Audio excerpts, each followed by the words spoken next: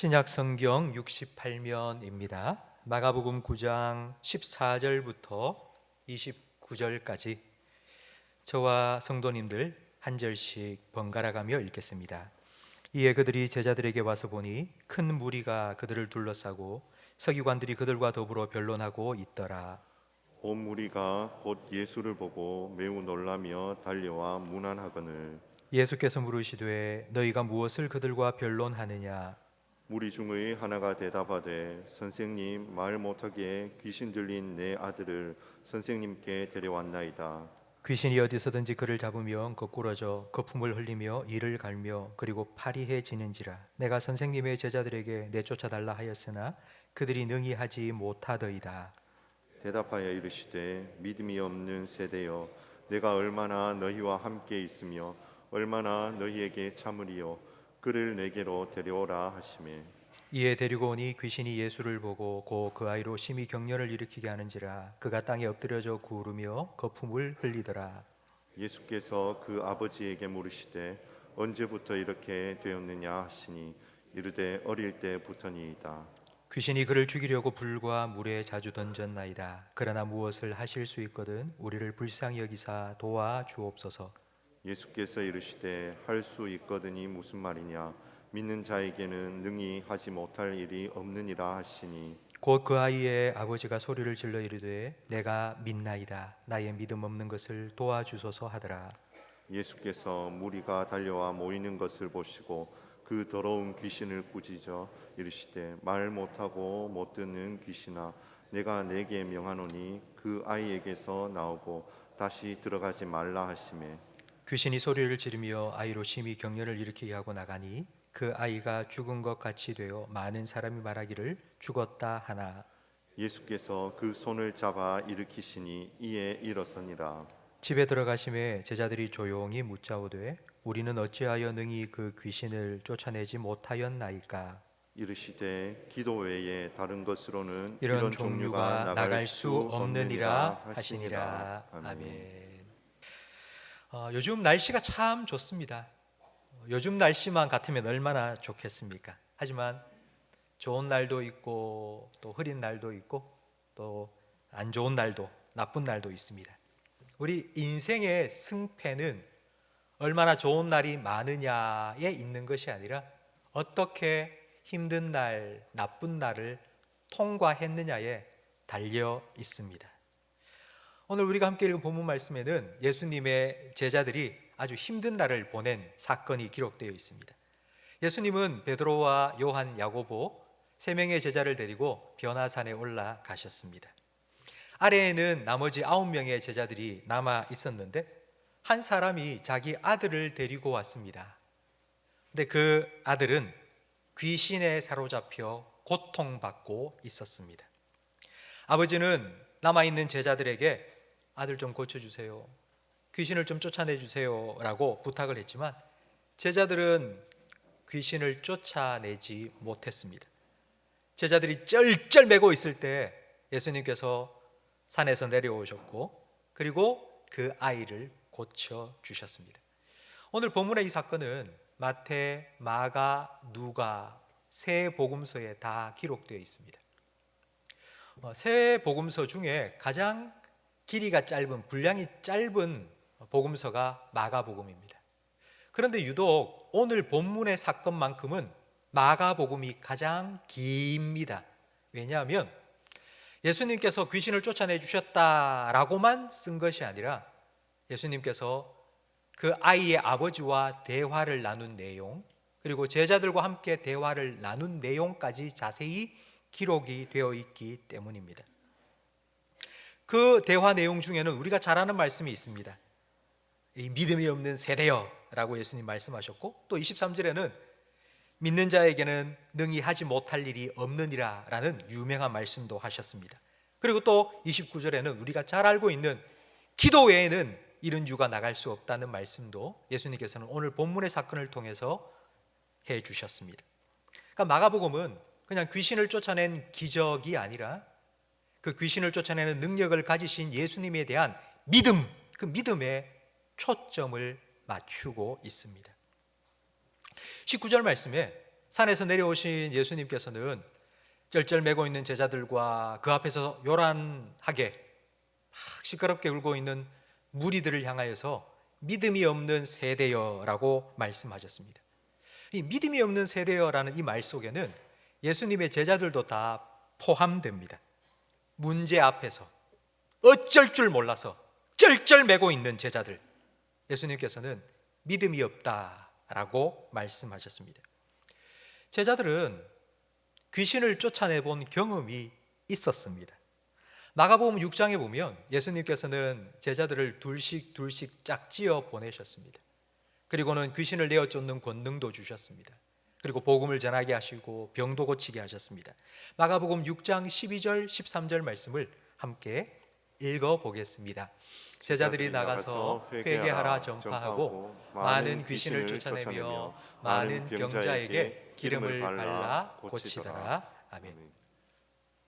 제자들은 경험은 있었습니다. 그런데 믿음이 없습니다. 이게 무슨 뜻인지 28절과 29절에 나옵니다. 제자들이 예수님께 묻습니다. 아니, 우리는 왜 귀신을 쫓아내지 못했습니까? 그러자 예수님께서 이렇게 말씀하십니다. 기도 외에는 이런 종류가 나갈 수 없다. 믿음이 없다는 말은 예수님께서 하신 말씀처럼 기도하지 않는다는 뜻입니다. 제자들이 기도 안 했겠습니까? 여러분, 귀신 들린 아이를 앞에 두고 제자들이 왜 기도하지 않았겠습니까? 예수 이름으로 명하노니 물러가라! 그렇게 기도했을 겁니다. 그런데 이렇게 기도했는데도 왜 귀신이 나가지 않았을까요? 그리고 왜 예수님께서는 그들을 향하여서 믿음이 없다, 왜 기도하지 않는다라고 말씀하셨을까요? 예수님께서 제자들을 향하여서 기도하지 않는다라고 말씀하신 그 뜻은 이런 겁니다. 평소에 기도하지 않는다는 뜻입니다. 많은 사람들은 무슨 일이 터졌을 때, 어떤 사건을 만났을 때, 어떤 문제가 생겼을 때 기도합니다. 저는 이게 잘못됐다고 말씀드리는 것이 결코 아닙니다. 문제가 생기면 기도해야죠. 하지만 평소에 기도하지 않다가 문제가 생겼을 때 기도하려고 하면, 여러분 다 경험 있으시죠? 기도가 잘 안 됩니다. 마치 추운 겨울 아침 출근하기 위해서 차에 올라타서 시동을 거는데, 겨울날 얼마나 영하 10도까지 뚝뚝 떨어져서 키를 넣고 시동을 키를 돌리는데 끼릭 시동이 안 걸리는 거예요. 또 한참 기다렸다가 또 한 번 돌리니까 끼릭 툴툴 시동이 안 걸리는 거예요. 몇 번을 시도한 끝에 겨우 시동 걸었습니다. 그런데 예열이 되어 있지 않으니까 차가 얼마나 떨리고 막 시끄러운 소리가 나는지. 성도 여러분, 평소에 기도하는 사람은 기도에 예열이 되어 있습니다. 그래서 이런저런 문제가 발생했을 때 이제 기도해야 되겠다 하면은 시동이 붕 걸리는 것처럼 그냥 기도의 자리에 쑥 나갈 수 있고요. 그리고 붕 하고 가는 것처럼 은혜의 보좌 앞으로 속히 나아갈 수 있습니다. 지금 예수님께서는 제자들에게 믿음이 없다, 기도하지 않았다라고 말씀하시는 게 그 문제 앞에서 기도하지 않았다는 뜻이 아니라 평소에 이렇게 기도를 하지 않았다는 뜻입니다. 그렇다면 왜 제자들은 평소에 기도하지 않았을까요? 그 이유는 늘 예수님과 함께 있었기 때문입니다. 늘 눈만 뜨면 예수님이 보이고, 눈만 뜨면 성경책이 보이고, 눈만 뜨면 십자가가 보이고, 늘 함께 있었기 때문입니다. 그러다가 예수님께서 변화산에 올라가셨습니다. 예수님이 올라가시고 안 계십니다. 예수님이 안 계실 그때에 자기의 상태가 적나라하게 드러났습니다. 제자들은 자기 생각에 나는 늘 예수님하고 같이 있는데, 나는 늘 예수님 생각하면서 사는데, 나는 늘 예수님 의지하며 살고 있는데, 그건 자기 생각이었고, 근데 예수님이 안 계시는 그 순간이 딱 되자 예수님하고 나하고 떨어져 있네. 깨닫게 된 것입니다. 그래서 데살로니가전서 5장 17절에는 쉬지 말고 기도해라. 이것이 너희를 향한 하나님의 뜻이라고 말씀합니다. 여러분, 하나님께서 우리에게 원하시는 하나님의 뜻은 이겁니다. 문제가 생겼을 때 기도해라가 아니고 쉬지 말고 기도해라. 포인트는 기도해라가 아니라 쉬지 말고입니다. 문제가 생겼을 때, 사건이 터졌을 때, 아플 때, 사업이 잘 안 될 때, 그럴 때 기도해라가 아니고 계속 우리는 기도가 필요할 때와 기도가 필요하지 않을 때를 자꾸 구분하려고 합니다. 근데 그걸 구분하지 말고 계속해서 기도하라고, 그것이 하나님의 뜻이라고 우리에게 말씀하셨습니다. 성도 여러분, 저는 여러분이 기도 생활을 점검해 보시기 바랍니다. 제자들이 나는 예수님하고 늘 같이 있잖아. 난 늘 예수님 생각하고 살잖아. 나는 늘 예수님을 의지하며 살잖아 라고 생각을 했지만, 그러나 정작 예수님이 자기와 함께 계시지 않을 그 순간에 나하고 예수님하고 떨어져 있구나 라는 것을 깨달았던 것처럼 우리의 기도 생활을 우리는 점검해 봐야 합니다. 제가 사무실에 앉아 있다가 한 번씩 깜짝깜짝 놀랄 때가 있습니다. 갑자기 막 사이렌 소리가 막 왱 하고 나는 거예요. 뭐 불났나 하고 알아보면 불이 난 게 아니고 1년에 2번 소방 안전 점검을 나온 것입니다. 소방서에서 나와서 화재 경보기가 제대로 작동을 하는지, 그리고 위에 달려있는 스프링클러, 그리고 또 소화전에 물은 잘 공급되고 있는지 그걸 점검하기 위해서 그러니까 일부러 화재 경보기를 눌러보고 윙 소리를 내는 것입니다. 여러분, 만약 진짜 불이 났을 때에, 여러분, 불이 났을 때에 점검을 하려고 하면 늦습니다. 불 나기 전에 평소에 점검을 해야 합니다. 우리 기도 생활도 마찬가지입니다. 어떻게 점검할 수 있을까요? 내 기도를 어떻게 점검해 갈 수 있을까요? 저는 4가지를 여러분에게 말씀드리고 싶습니다. 지금 내 기도를 점검할 수 있는 4가지는 기도의 깊이와 기도의 길이와 기도의 너비와 기도의 높이를 여러분 점검해 보시면 됩니다. 기도의 깊이. 기도의 깊이라는 건 뭐 다르게 표현하면 관계의 깊이입니다. 여러분이 친하다고 생각하는 사람들 있지 않습니까? 그 사람하고는 다른 사람보다 좀 더 관계가 깊은 사람입니다. 마음을 터놓고 이야기할 수 있는, 마음이 통하는 사람. 그러니까 기도의 깊이가 깊다는 말은 하나님하고 관계가 깊은 사람입니다. 기도를 하려고 딱 엎드렸을 때 다른 어떤 것에 방해받지 않고 하나님 임재 가운데, 지성소 가운데 쑥 들어갈 수 있는, 그것이 바로 기도의 깊이가 깊은 것입니다. 그런데 그 기도의 깊이가 깊어지려면 기도의 길이가 길어져야 합니다. 스펄전 목사님께서는 이렇게 말씀하셨습니다. 짧지만 강력한 기도를 할 수 있는 건 오랜 기도가 쌓였기 때문이다.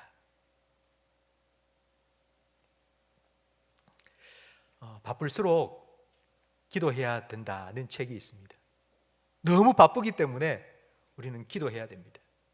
그러니까 나는 늘 기도한다라고 말하지만, 그러나 기도의 길이는 기도의 깊이만큼 중요합니다. 그리고 3번째는 기도의 너비입니다. 우리는 늘 기도하는데요, 근데 우리의 기도의 폭이 참 좁은 것 같아요. 폭 좁은 기도, 속 좁은 기도. 기도의 내용들이 다 내 아들, 내 딸, 내 가족, 내 사업, 내 거. 그런데 기도에 성장하고 기도에 성숙한다. 그건 기도가 점점 넓어지는 것입니다. 그리고 또 한 가지는 마지막은 바로 기도의 높이입니다. 지금 나는 내가 원하는 게 요거예요. 나는 요 정도 수준을 원해요. 그러나 하나님께서 원하시는 건 이 정도예요. 내 정도에 머무는 게 아니라 기도의 수준이 하나님의 뜻까지 높아지는 것.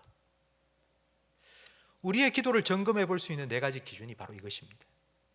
내 기도가 점점 깊어지고 있나? 내 기도는 점점 길어지고 있나? 그리고 내 기도의 영역이 넓어지고 있나? 그리고 내 기도의 높이가 높아지고 있나? 성도 여러분, 우리가 늘 급한 일을 만나서 기도하게 되면 우리는 그 문제에 집중을 할 수밖에 없습니다. 그래서 기도를 하고 있지만 하나님 이 문제 해결돼야 됩니다. 이걸 이렇게 해결돼야 됩니다. 하나님 이것 좀 어떻게 해주세요. 그 문제에 자꾸 매달려 기도할 수밖에 없습니다. 그러니 우리가 평상시에 일상의 기도를 드릴 때에 우리의 기도의 깊이가 깊어지고 우리의 기도의 폭도 넓어집니다.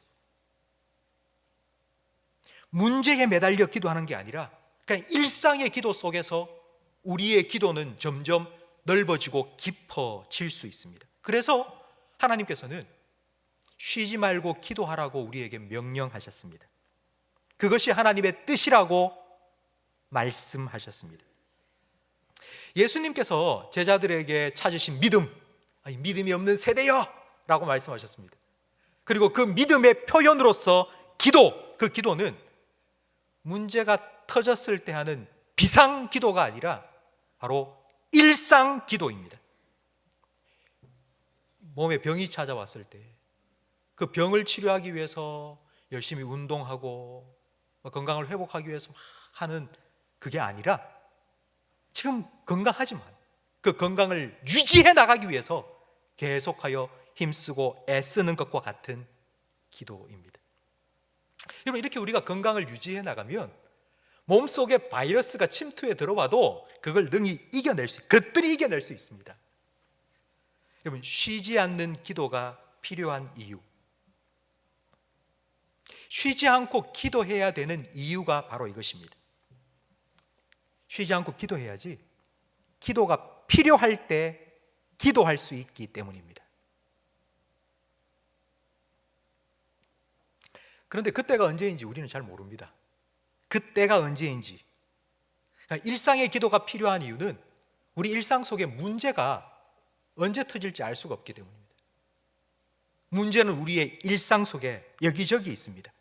오늘 본문 18절 말씀에 보면 귀신이 어디서든지 내 아들을 잡으면 거꾸러져 거품을 흘리고 이를 갈고 파리해졌다고 말합니다. 어디서든지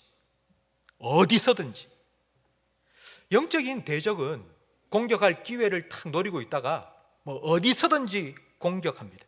마치 우는 사자와 같이 삼킬 자를 찾기 위해서 두루 다니다가 틈만 생기면 그냥 어디서든지 우리의 삶의 영역의 모든 영역에 두루 걸쳐서 이와 같은 공격이 지금 이루어지고 있습니다. 성도 여러분, 공습이 언제 일어날지 모릅니다. 언제 영적인 공습이 폭탄이 떨어질지 우리는 모릅니다. 시와 때를 가리지 않습니다. 귀신 들린 아들을 가진 아버지가 왜 하필이면 예수님이 계시지 않은 그 순간에 제자들에게 찾아왔겠습니까? 왜 하필이면?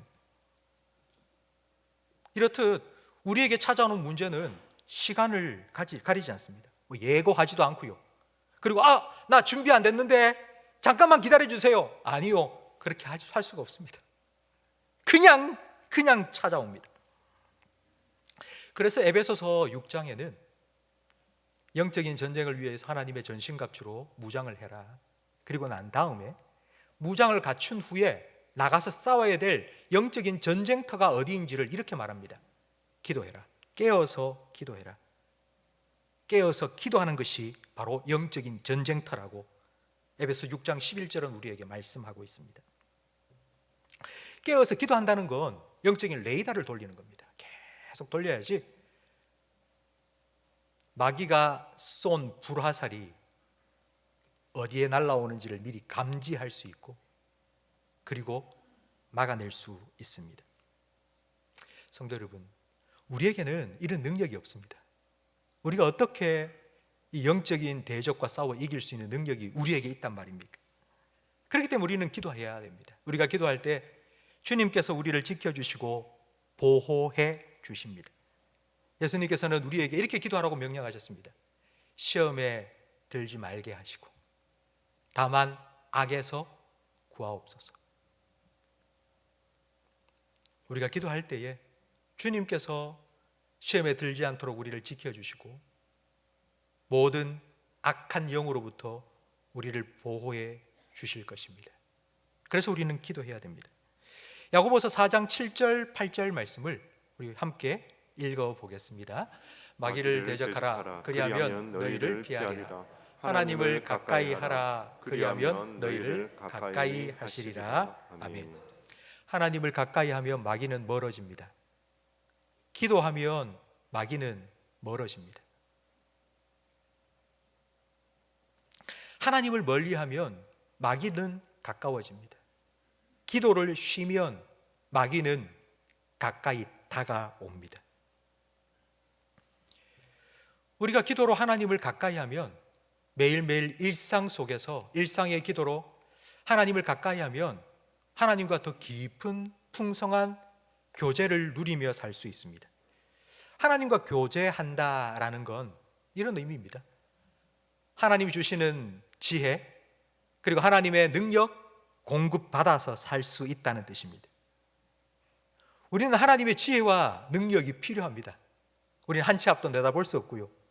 우리에게 일어나는 일들을 우리는 해결할 수 있는 능력이 없기 때문입니다.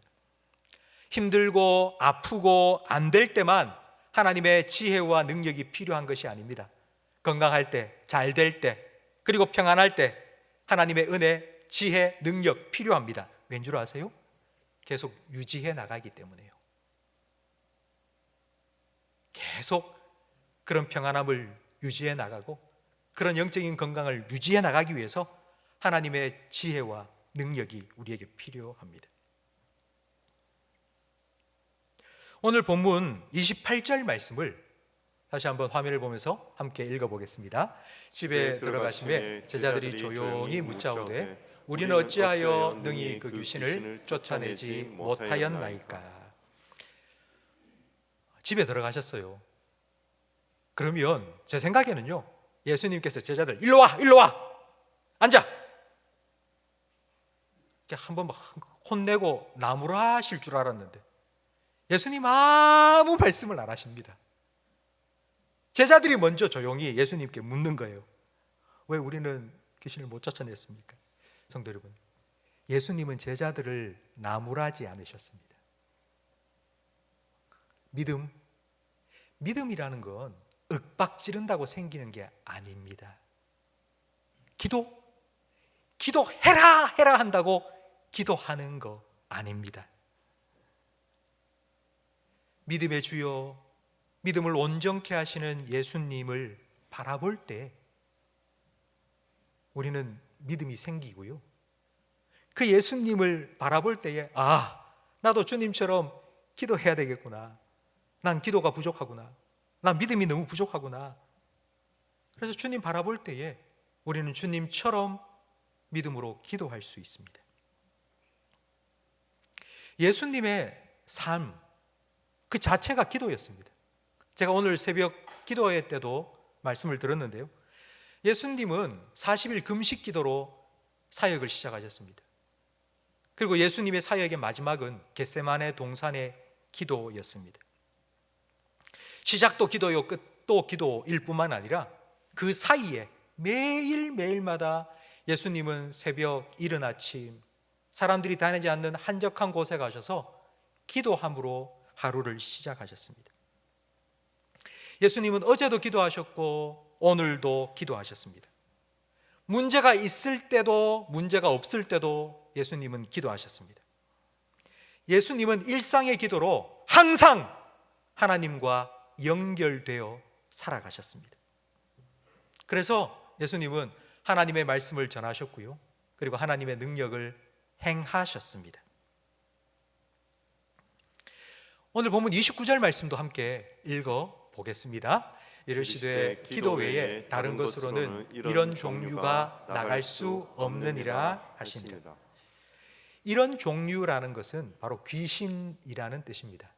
그러니까 이런 종류의 귀신은 기도가 아니고서는 쫓아낼 수가 없다는 것입니다. 그러니까 더 쉽게 말하면 이런 문제를 해결할 수 있는 방법은 기도뿐이라는 것입니다. 왜냐하면 기도는 예수님과 연결되는 것이기 때문입니다.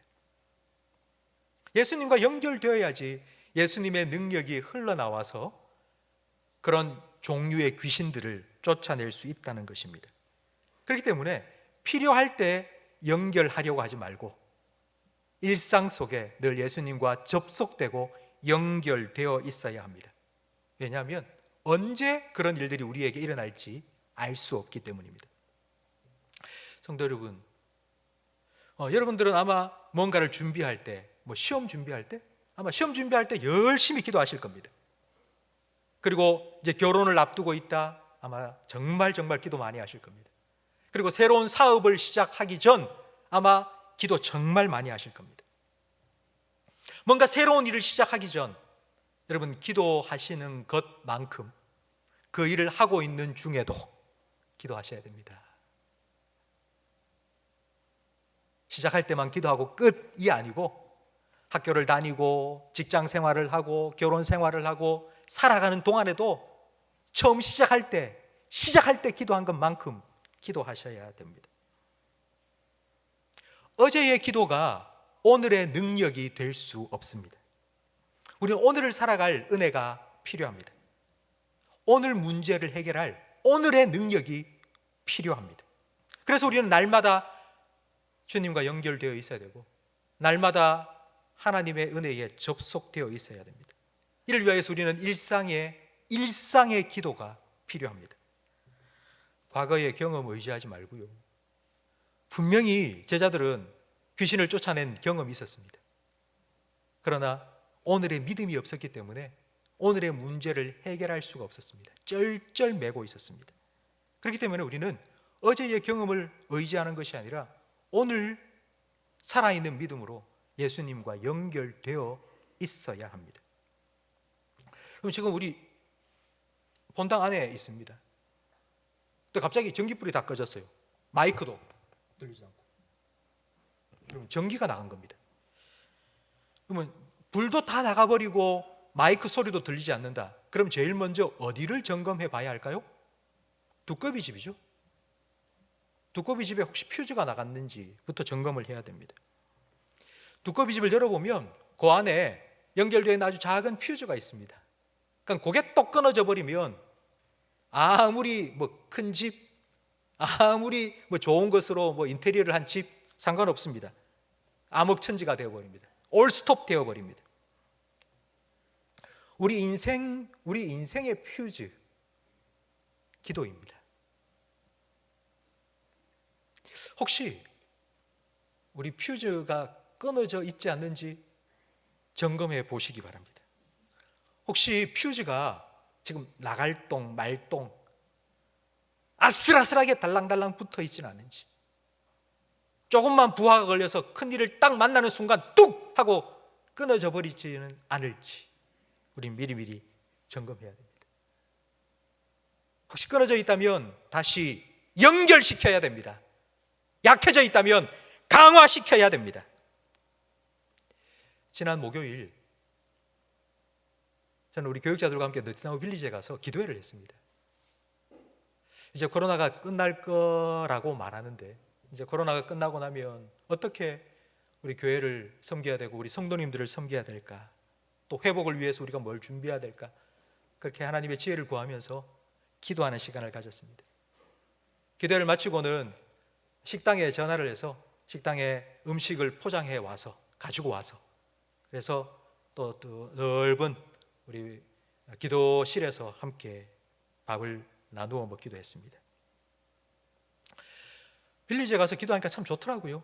조용하고, 그리고 지금 개나리, 대구는 벚꽃이 다 졌는데 거기 영천 거기는 아직 벚꽃이 지금 한창이더라고요. 그리고 지금 참꽃이 얼마나 많이 흐드러지게 피었는지 너무너무 좋았습니다. 그래서 저는 그런 생각이 들었습니다. 우리 성도님들 저한테 그런 얘기를 하세요. 목사님, 전도회 모임 이제 해야 되는 거 아닙니까? 라고 하시는데, 여러분, 제가 한 가지 제안을 드리겠습니다. 여러분, 전도회 모임이든지 어떤 모임이든지 시작하실 때 기도부터 하시면 어떨까요? 네스나우 빌리지 가셔서 기도하면서 모임도 시작하시고 준비하시고 계획도 세우시고 그렇게 해보시지 않으시겠습니까? 예수님과 늘 기도로 연결되어 있어야지 우리는 영적 보급을 받을 수 있습니다. 날마다 매일 늘 기도로 예수님께 접속되어야 합니다. 예수님께서는 요한복음 15장 7절에 이렇게 말씀하셨습니다. 우리 이 말씀을 함께 읽어보겠습니다. 너희가 내 안에 거하고 내 말이 너희 안에 거하며 무엇이든지 원하는 대로 구하라. 그리하면 이루리라. 너희가 열매를 많이 맺으면 내 아버지께서 영광을 받으실 것이요 너희는 내 제자가 되리라. 아멘.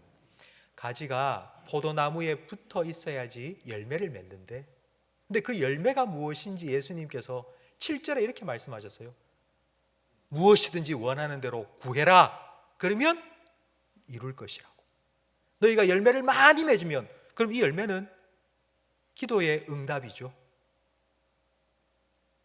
매일매일 기도로 주님과 연결되어서 주님의 지혜와 능력을 공급받는 것, 바로 그것이 기도의 열매로 우리의 삶에 주렁주렁 맺히면 하나님께는 영광이요, 나는 나 정말 예수 믿는 사람이구나. 내가 주님께서 나와 함께 하시구나. 너희가 내 제자인 줄 알 것이라고 예수님께서 말씀하셨습니다. 성도 여러분, 이제 설교를 마치려고 하는데 혹시 오늘 설교 제목이 뭔지 아십니까? 이제 모르면 주보를 한번 볼까요? 예. 오늘 설교 제목이 뭐죠? 기도는 일이 아니라 삶이다. 네. 성도 여러분, 기도가 해야 될 일거리가 아니라 여러분의 삶이 되기를 축원합니다. 날마다 주님께서 주신 기도의 특권을 마음껏 사용하세요.